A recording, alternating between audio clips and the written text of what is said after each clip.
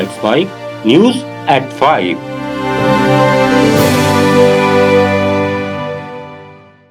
नमस्कार, let's mic में आप सुन रहे हैं न्यूज़ एट 5। बुलेटिन की शुरुआत हम करेंगे आज की सबसे बड़ी खबर से, फिर जानेंगे देश दुनिया और आपके अपने राज्यों तक की बड़ी अपडेट्स। सबसे बड़ी खबर यह है कि इजराइल और हमास के बीच संघर्ष विराम को लेकर चल रही अप्रत्यक्ष बातचीत बिना किसी नतीजे के समाप्त हो गई है।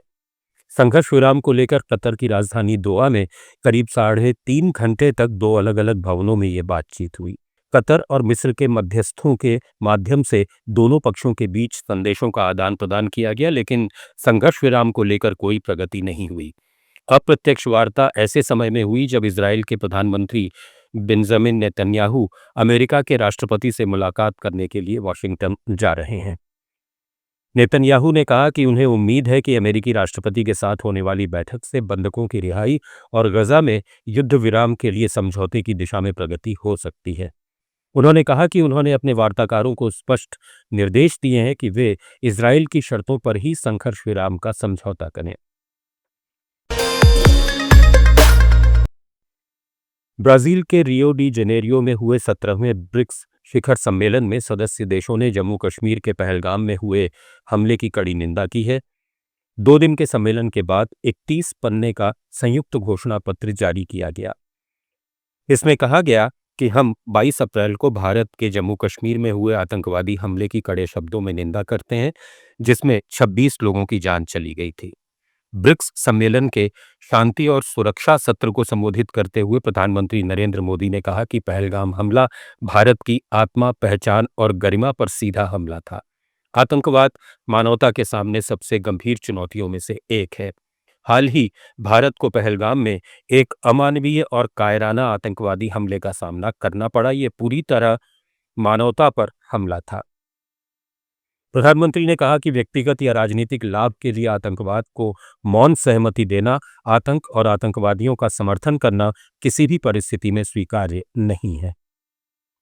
ब्रिक्स घोषणा पत्र में यह भी कहा गया कि सदस्य देश आतंकवादियों की सीमा पार आवाजाही, आतंक के वित्त पोषण और उन्हें सुरक्षित पनाह देने जैसी हर गतिविधि का विरोध करते हैं और उनके खिलाफ मिलकर कार्रवाई करेंगे।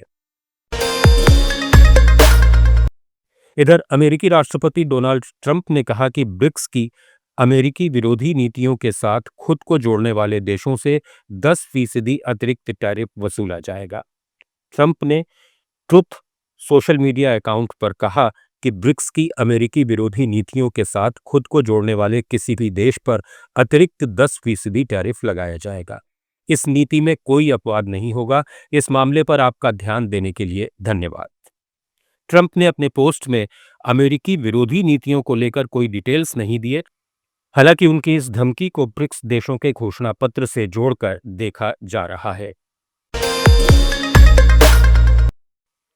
बिहार में चल रहे मतदाता सूची पुनरीक्षण पर उच्चतम न्यायालय ने अंतरिम रोक लगाने से इनकार कर दिया है। अब इस मामले में गुरुवार को सुनवाई होगी। इस मामले में वरिष्ठ वकील कपिल सिब्बल, अभिषेक मनु सिंघवी, शादाब फरासत और गोपाल शंकर नारायणन ने सुप्रीम कोर्ट में तत्काल सुनवाई की मांग की। न्यायमूर्ति सुधांशु धूलिया और न्यायमूर्ति जय माल्या बागची की पीठ के समक्ष दलील देते हुए वरिष्ठ वकीलों ने कहा, चुनाव आयोग के फैसले से लाखों मतदाताओं, खासकर महिलाओं और गरीब लोगों के अधिकारों पर गंभीर खतरा मंडरा रहा है। सिंघवी ने कहा, 8 करोड़ मतदाता हैं और 4 करोड़ को गणना करनी है। आरजेडी की तरफ से पेश हुए सिब्बल ने कहा, ये एक असंभव काम है। शंकर नारायणन ने कहा, ये आधार कार्ड मतदाता कार्ड स्वीकार नहीं कर रहे हैं। सिंघवी ने कहा, निर्धारित समय बहुत कम है और इसके अनुसार अगर 25 जुलाई तक आप प्रमाण नहीं दे पाए तो आप सूची से बाहर हो जाएंगे। न्यायमूर्ति धूलिया ने कहा, अभी तक चुनाव की घोषणा नहीं हुई है, ऐसे में समय सीमा की कोई वैधता नहीं है। हिमाचल और उत्तराखंड में कुदरत कहर बरपा रही है। उत्तराखंड के पहाड़ी जिलों में लगातार भारी बारिश जारी है। अलकनंदा और मंदाकिनी नदी विकराल रूप धारण करके बह रही हैं। बद्रीनाथ और केदारनाथ हाईवे पर भी जगह जगह बोल्डर और मलबा गिर रहा है। केदारनाथ हाईवे के मुनकटिया में पहाड़ी से भारी मात्रा में मलबा और बोल्डर आने से रास्ता बंद है। केदारनाथ धाम जाने वाले श्रद्धालुओं को सोनप्रयाग में ही रोक लिया गया है। वहीं बद्रीनाथ हाईवे तिरोपगढ़ में बंद पड़ा है। हिमाचल प्रदेश में 20 जून से 6 जुलाई तक बादल फटने की 19 घटनाएं हुई। 23 बार बाढ़ और 19 बार लैंडस्लाइड हुई। राज्य में बारिश, बाढ़, लैंडस्लाइड और इससे हुए सड़क हादसों में अब तक 82 लोगों की जान जा चुकी है। राज्य में 269 सड़कें बंद हैं। मौसम विभाग ने 2 दिनों तक भारी बारिश का अलर्ट जारी किया और साथ ही भूस्खलन की चेतावनी भी दी है। पंजाब के होशियारपुर जिले में यात्रियों से भरी एक बस सामने से आ रही कार से टकरा गई। इसके बाद बस बेकाबू होकर बीच सड़क पर ही पलट गई, जिससे 7 लोगों की मौके पर ही मौत हो गई, जबकि 17 से ज्यादा लोग गंभीर रूप से घायल हो गए। यह हादसा दसूहा हाजीपुर रोड पर अड्डा सगना के पास हुआ। मौके से घायलों को अस्पताल पहुंचाया गया। इसके बाद 15 से ज्यादा लोगों को गंभीर हालत में अमृतसर रेफर किया गया। बिहार की राजधानी पटना में बिजनेसमैन गोपाल खेमका की हत्या को लेकर राजनीतिक घमासान जारी है। बीते कुछ दिनों से पुलिस इस मामले की जांच में जुटी है। पटना पुलिस ने एक संदिग्ध को गिरफ्तार किया है। ये संदिग्ध गोपाल खेमका के अंतिम संस्कार में शामिल हुआ था। पुलिस ने वहां से उसे हिरासत में लिया। संदिग्ध की पहचान रोशन कुमार के रूप में हुई है। इस मामले में अब तक करीब 1 दर्जन संदिग्धों से पूछताछ की गई है। पुलिस को जानकारी मिली है कि गोपाल खेमका की हत्या में शूटर के अलावा 2 अन्य लाइनर भी शामिल थे। रात को जब व्यापारी खेमका बांकीपुर क्लब से निकले थे तो पहले लाइनर ने शूटर को ये जानकारी दी।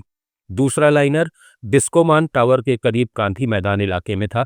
शूटर पहले से ही गोपाल खेमका के घर के पास खड़ा होकर लौटने का इंतजार कर रहा था। मध्य प्रदेश की राजधानी भोपाल के राजा भोज हवाई अड्डे को एक बार फिर बम से उड़ाने की धमकी मिली। धमकी एयरपोर्ट डायरेक्टर के आधिकारिक ईमेल अकाउंट के जरिए दी गई। ईमेल मिलते ही एयरपोर्ट प्रशासन के साथ साथ सुरक्षा एजेंसियां तुरंत अलर्ट मोड पर आ गईं। एयरपोर्ट प्रबंधन की ओर से धमकी की सूचना गांधीनगर थाने को भी दी गई, जिसके चलते अज्ञात आरोपी के खिलाफ आपराधिक धमकी का मामला दर्ज किया गया। बम डिस्पोजल स्क्वाड और डॉग स्क्वाड तुरंत मौके पर पहुंची और एयरपोर्ट परिसर, टर्मिनल, बैगेज एरिया समेत आसपास के इलाकों की गहन तलाशी ली गई। अब पुलिस और साइबर सेल की टीमें इस धमकी भरे संदेश के स्रोत का पता लगाने में जुटी हैं। महाराष्ट्र के रायगढ़ जिले में अलीबाग के पास समुद्र में संदिग्ध नाव दिखी है, जिसके बाद सुरक्षा बल अलर्ट हो गया है। हालांकि सर्च टीम समुद्र में अभी तक नाव को तलाश नहीं पाई है। पुलिस ने स्थानीय मछुआरों के साथ देर रात तक समुद्र में तलाशी अभियान चलाया। नाव पर लगी लाइटें समुद्र में कुछ दूर तक दिखीं, लेकिन नाव के करीब जाने की कोशिश करने पर वो नाव गायब हो गई। इस संदिग्ध नाव के पाकिस्तानी होने का संदेह है। नाव को तलाशने के लिए सुबह से सर्च ऑपरेशन जारी है। उत्तर प्रदेश में हाईकोर्ट की लखनऊ बेंच ने कम बच्चों वाले प्राइमरी स्कूलों के मर्जर के खिलाफ दाखिल याचिकाओं को खारिज कर दिया है। कोर्ट ने प्रदेश के 5000 स्कूलों के मर्जर के योगी सरकार के फैसले को सही ठहराया है। हाईकोर्ट ने कहा कि यह फैसला बच्चों के हित में है और ऐसे मामलों में नीतिगत फैसले को चुनौती नहीं दी जा सकती। इलाहाबाद हाईकोर्ट की लखनऊ बेंच में जस्टिस पंकज भाटिया ने इस मामले में दाखिल याचिकाओं पर 3 और 4 जुलाई को दोनों पक्षों की विस्तृत दलीलें सुनी थीं। याचिकाकर्ताओं के वकील उत्सव मिश्र ने कहा कि याचिका खारिज कर दी गई है और अब याचिकाकर्ताओं से चर्चा के बाद आगे का फैसला किया जाएगा। प्रदेश के बेसिक शिक्षा विभाग की ओर से 16 जून को कम बच्चों वाले प्राइमरी स्कूलों को नजदीकी उच्च प्राथमिक या कंपोजिट स्कूलों में मर्ज करने का आदेश जारी हुआ था, जिसे हाईकोर्ट में चुनौती दी गई थी। बीएचयू ने तिब्बती धर्मगुरु दलाई लामा की 69 साल पहले गुम हुई डीलिट की डिग्री की दूसरी प्रति प्रदान की है।